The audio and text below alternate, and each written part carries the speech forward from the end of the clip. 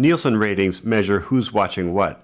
But now, several companies are trying to mine the millions of daily social media comments on Twitter and Facebook and elsewhere to get feedback in real time on what people are saying about TV shows. Bluefin Labs, a startup company in Cambridge, Massachusetts, is going a step further. They're also recording the video signal for 200 U.S. networks and tightly referencing the social media comments to the specific TV shows, episodes, and even advertisements. They hope to tap the latest science to provide a bonanza for marketers and programmers. Company founder and CEO Deb Roy described the concept. TV has always been one way, but people have always talked about what they're watching on television. That's always been true, but what's changed is because of the social web. People are increasingly expressing their opinions and their thoughts and feelings of what they're seeing on TV live, so real time in context, and they're doing so on public social media forums. So what used to be private expressions in reaction to TV content are now becoming public expressions.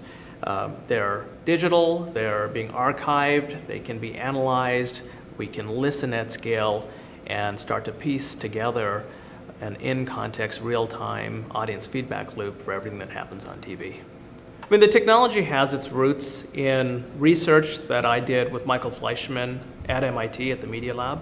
Michael's PhD thesis was focused on applying machine learning to automatically making links between words and context. And we took that concept and built a lot of the core technology at Bluefin around that idea. So the vision long-term is to build a machine that continuously watches television and sort of feeds on other mass media streams, listens to the world's conversations, and learns and continuously adapts, because we think it's a moving target. How will people talk about things on Twitter or on Facebook or on Google Plus a year from now? I think is virtually impossible to predict. The sort of language of the social web is evolving faster than any language in human history.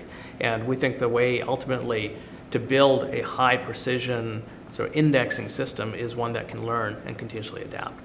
Going back to fundamentals, having a dialogue, having a conversation is intrinsically part of being human.